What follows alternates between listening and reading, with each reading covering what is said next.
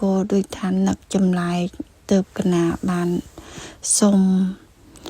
នៅពេលវេលាសាកសួរម្ចាស់គ្រូតើកណាធ្វើសមាធិនេះត្រឹមត្រូវឬមួយក៏ខុសយ៉ាងម៉េចចឹងម្ចាស់គ្រូសូមម្ចាស់គ្រូផ្ដល់នៅអាវាតដល់ខ្ញុំបកណាផងចង្វាក់បេះដូងលោតមួយគឺខ្ញុំបកណាឃើញតែរូបកើតរលត់រហូតយូរប្រហែលជាយូរដែរព្រះអង្គម្ចាស់ហើយខ្ញុំបកណានឹកចម្លែកក្នុងចិត្តថាខ្ញុំបកណាអត់ដែរជួបនៅហេតុនេះសោះពីមុនមកខ្ញុំបកណាតាមដានតែដង្ហើមចេញចូលហើយនឹងផាសៈតែប៉ះនៅរុនច្រមុះហើយនឹងលើបបោមាត់តែប៉ុណ្ណោះហើយបាននាមនឹងរូបកើតរលត់គឺកណាបានចាប់បាននៅចង្វាក់បេះដូងលោតតាមដានបានលឿនហើយចឹងទៅកណាក៏ដូចថានឹកចម្លែកទៅកណាបានសុំនៅពេលវេលាសាកសួរម្ចាស់គ្រូតើកណាធ្វើសមាធិនេះត្រឹមត្រូវឬមួយក៏ខុសយ៉ាងម៉េចចឹងម្ចាស់គ្រូសូមម្ចាស់គ្រូផ្ដល់នៅអាវាតដល់ខ្ញុំបកណាផងកណាពោចម្រើនពោអត់អីទេពោចង្វាក់របស់បេះដូងហ្នឹងគឺជារូបបរមត្តពោជារូបធម៌វាមានការកើតនិងការលុតរបស់កម្លាំងរបស់ពោបរមត្តធម៌ហ្នឹងអត់អីទេពោញោមអាចពិនិត្យមើលវា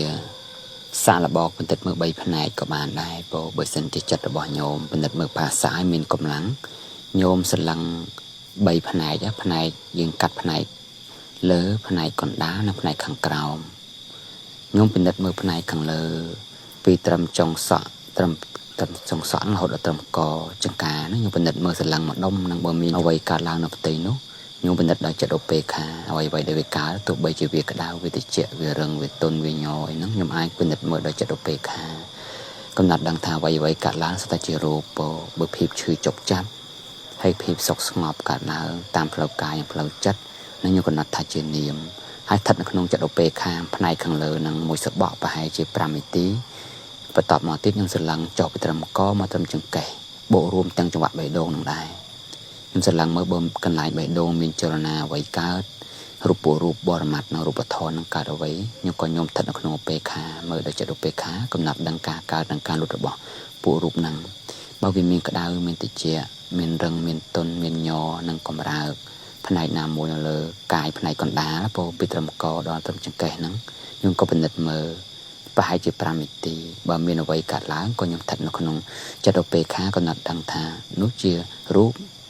ពោវាជារូបធម៌វាមានការកើតនិងការលុតបើវាលីគ្នាទាំងរូបទាំងនាមក៏កំណត់ដឹងថាទាំងរូបទាំងនាមនោះ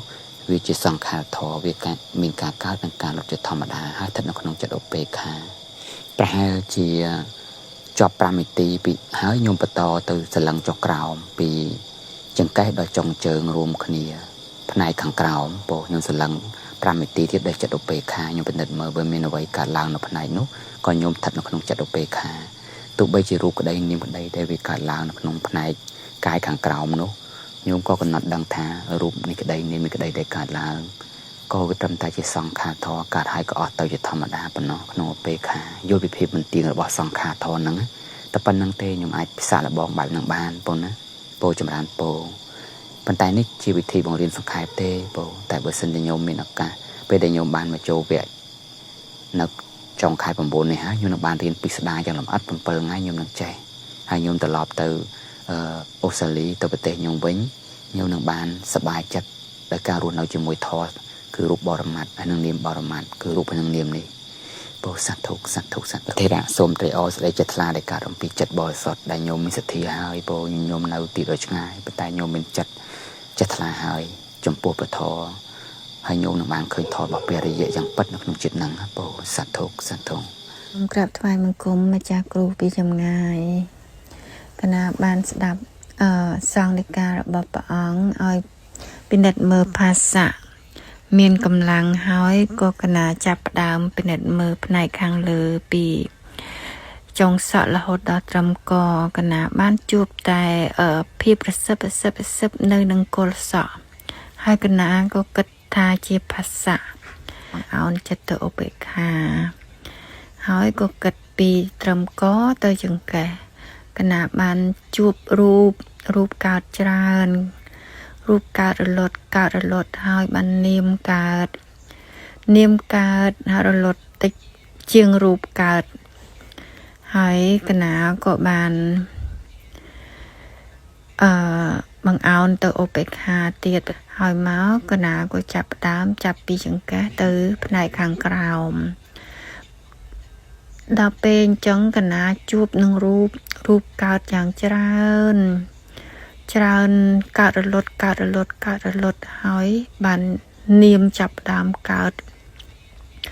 នាមកើតហ្នឹងគឺចុកចាប់មែនតើណាព្រះអង្គគ្រូឈឺចុកចាប់កណាគិតថានាមកើតរលត់ហើយកណាព្យាយាមមើលទៅរូបក៏កើតមានធ្ងន់មានស្រាលមានណែនដូចថាកើតខ្លាំងមែនតើរូបកើតនោះព្រះអង្គម្ចាស់ហើយបាននាមចុកចាប់ហើយកើតរលត់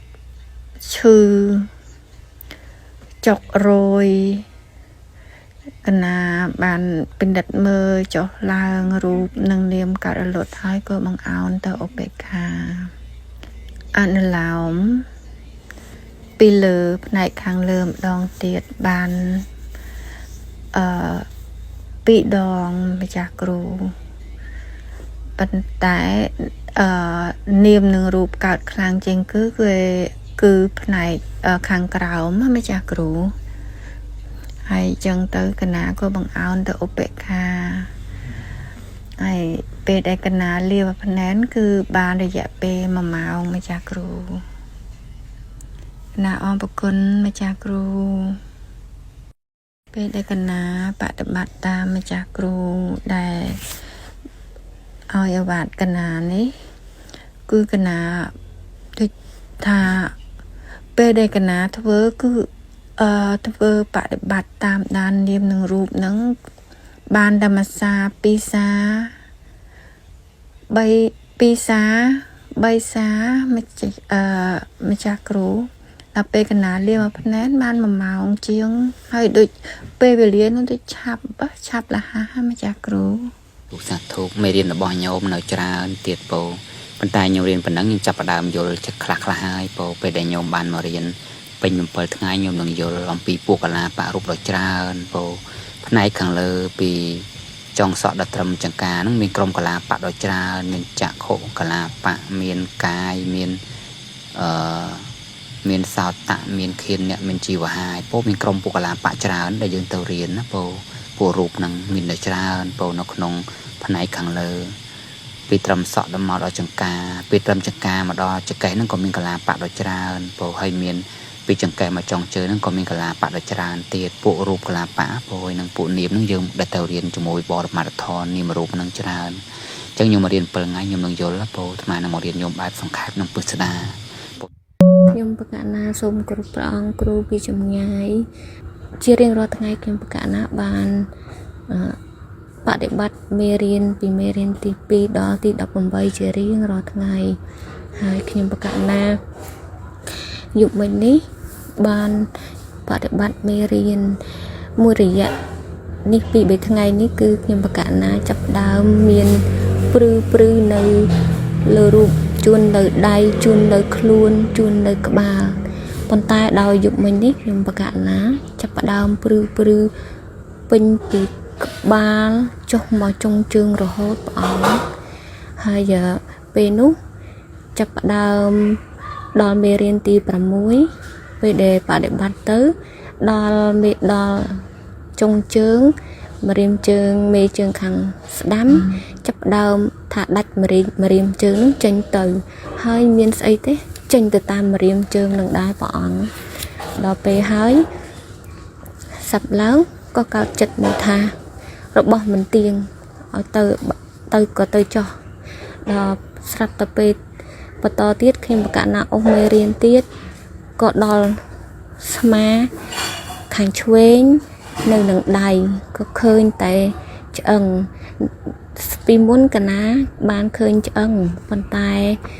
អាយុមិញនេះកណាឃើញដល់ទៅឆ្អឹងចាប់ផ្ដើមពុកផុយទៅនឹងដីដូចជាឈើដែលដាក់នៅលើដីពុកផុយចោលអញ្ចឹងព្រះអង្គបន្ទាប់មកក៏ចាប់ផ្ដើមលេចចេញនៅពន្លឺដូចភ្លើងអំពូលយើងនឹងចាំងពីលើក្បាលមកក៏បកណាខ្ញុំបកណានោះដូចជាមានសម្លេងដែលចេញពីខ្លួនបកណាទៅថាព្រះបិតាក៏បន្ទាប់មកទៀតក៏ចាប់ផ្ដើមកើតចិត្តមួយដែលមានសម្លេងដែលចេញពីខ្លួនយើងដែរនោះបាននិយាយថាផុតទុក្ខនឹងសុខព្រះអង្គដូច្នេះខ្ញុំបកណាជួបបែបនេះបានជម្រាបទៅផ្ដល់គ្រប់ព្រះអង្គពីចម្ងាយពោចម្រើនពោសភាពបៃតិដែលកើតឡើងនៅក្នុងកាយរបស់ញោមទោះបីចំនួនតិចនិងចំនួនច្រើនបៃតិហ្នឹងព្រះពុទ្ធសម្ដែងថាជានាមធម៌អភិព្រឺពោញោមត្រូវចែកអ្វីដែលមាននៅក្នុងអត្តភាពញោមខ្លួនរបស់ញោមពីចុងសក់ចុងជើងហ្នឹងវាមានបងសម្ដែងថាមានធម៌ពីរយ៉ាងគឺរូបមួយនាមមួយអញ្ចឹងពោគឺរូបធម៌និងនាមធម៌ពេលដែលញោមពិចារណាតាមមេរៀនកាយានុបស្សនាសតិប្បដ្ឋានដោយសម្លឹងមើលភាសាឬផោតពៈប៉ះផ្ទប់តាមផ្លូវកាយរបស់ញោមពីលើចុះក្រោមអនុឡោមបរិឡោមបណ្ដោយនឹងម្ចាស់នៅក្នុងកាយសង្ខារទាំងអស់ហ្នឹងពោពេលហ្នឹងញោមពិនិត្យមើលបើឃើញសភាពដូចញោមឃើញបៃតិវាកាត់ឡើងហ្នឹងអាហ្នឹងពុទ្ធឲ្យឈ្មោះថាជានាមធម៌ភាពតិចឬក៏ក្តៅឬក៏រឹងឬក៏ទន់ឬក៏ញ័រឬក៏ញាក់កម្រើកនៅចុងជើងដែលញោមមានឃើញអ្វីកន្ត្រាក់យកអីហ្នឹងគឺក៏មានសភាពណាដែលលក្ខណៈជាធាតុទឹកដីភ្លើងខ្យល់ហ្នឹងហើយតែវាមាននៅលើកាយរបស់ញោមអាហ្នឹងគឺជារូបធម៌ហើយម្យ៉ាងទៀតប្រសិនបើជាញោមមានសភាពឮសំឡេងហ្នឹងវាគឺជាឧបាទាយរូបសំឡេងហ្នឹងក៏ជារូបធម៌ដែរសំឡេងនិយាយឲ្យយើងដឹងថាឲ្យយើងពិចារណាថាដូចជាដឹកនាំចិត្តយើងឬក៏ចេញពីខាងក្នុងបេះដូងមកបញ្យលយើងឬក៏លើពីខាងក្រៅមកប្រាប់យើងអីហ្នឹងសំឡេងហ្នឹងខ្ញុំកំណត់ថាសំឡេងទាំងអស់ហ្នឹងក៏ជារូបធម៌ដែរសំឡេងឬក៏ក្លិនធំក្លិនឆ្អាបក្រអូបឈ្ងុយឬក៏ហាក់ដូចជាភ្នែកហ្នឹងអង្គុយសមាធិទៅមើលធ្លុះឃើញភពឃើញឋានឃើញកំណើតណាមួយដែលមានសភាពប្លែកទាំងអស់សុទ្ធតែជាឧបាទាយរូបជារូបធម៌ទាំងអស់ពោឯសេចក្តីសុខស្ងប់ដែលកើតឡើងវេទនាទាំងឡាយនៅក្នុងចិត្តរបស់ញោមជានាមធម៌ញោមចែកថាក្នុងកាយរបស់ញោមមើលទៅទាំងអស់នេះសុទ្ធតែជារូបធម៌និងនាមធម៌រូបធម៌នាមធម៌ហ្នឹងហើយដែលវាជារបស់មន្ទីរយើងវាជាសង្ខារធម៌ពោវាកើតហើយតែងតែលុតទៅវិញពោហើយញោមពិចារណាដែលញោមឃើញអ្វីទាំងអស់ហ្នឹងទាំងរូបទាំងនាមហ្នឹងញោមពិចារណាថារូបនេះក៏ជារបស់មន្ទីរនាមនេះក៏ជារបស់មន្ទីររូបនេះក៏ជាសង្ខារធម៌នាមនេះក៏ជាសង្ខារធម៌រូបធម៌នាមធម៌នេះមិនមានតេតូននឹងខ្លួនយើងទេសត្វធុបាសកាញោមនៅក្នុងចិត្តឧបេក្ខាក៏មានសេចក្តីភ័យខ្លាចនិងព្រួយបារម្ភចំពោះសង្ខារធម៌ទាំងអស់ហ្នឹងហើយទោះបីជាញោមមានសេចក្តីសុខស្ងប់ឯហ្នឹងក៏កំណត់ថាជានាមធម៌ហើយញោមកុំឲ្យមានតណ្ហាសេចក្តីពេញចិត្តត្រេកតាអាលជាមួយវាប៉ុណ្ណាពេលដែលញោមមានសេចក្តីពេញចិត្តត្រេកតាអាលរីករាយជាមួយវាអាហ្នឹងព្រះពុទ្ធសម្ដែងថាកិលេសកើតឡើងហើយហ្នឹងគឺជាលោភៈប៉ុន្តែពេលដែលយើងភ័យខ្លាចយើងរន្ធត់ជាងព្រួយបារម្ភជាមួយវាអាហ្នឹងក៏ជាកិលេសដែរអាហ្នឹងគឺជាទោសៈអញ្ចឹងដើម្បីលះកិលេសទាំងអស់ហ្នឹងយើងនៅក្នុងចិត្តឧបេក្ខាកំណត់អ្វីដែលយើងបានឃើញត្រឹមតែជាសង្ខារធម៌គឺជារូបនេះក្តីនាមនេះក្តីដែលកើតឡើងវាជារបស់មិនទៀងវាកើតហើយតែងតែលុតទៅវិញនេះហើយជាសង្ខារធម៌ហើយញោមនៅក្នុងចិត្តឧបេក្ខាធ្វើប្រងើយហើយយើងមើលមេរៀនកាយនៅក្នុងកាយយើងតាំងពីចុងសក់ដល់ចុងជើងហ្នឹងដោយអនុឡោមបរិឡោមហ្នឹងទៅពោសត្វធុខ្ញុំបកណាចង់បញ្ជាក់ព្រះអង្គថាត្រង់ថាពេលដែលមានពលឺដូចជាភ្លើងអំពូលបាញ់មកលើខ្ញុំកណាពីលើមកនោះក៏មាន ជាសំឡេងដែលសំឡេងនោះកើតចេញពីខ្លួនខ្ញុំបកាណាដោយខ្ញុំបកាណាដឹងហើយមានជាសំឡេងចេញមកហ្នឹងនិយាយថាព្រះបិតាបន្ទាប់មកក៏មានជាសំឡេងបន្ទាប់មកនិយាយថារួចផុត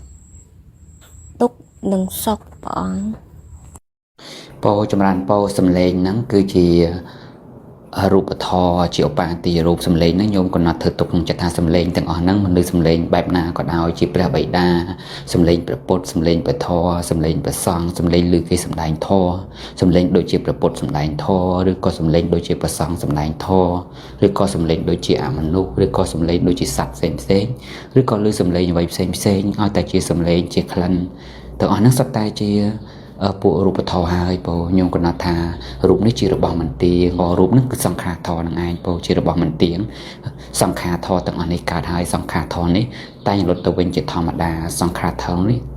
មិនមែនអញមិនមែនរបស់អញមិនមែនខ្លួនអញជារបស់កើតហើយតែងតែលុតទៅវិញ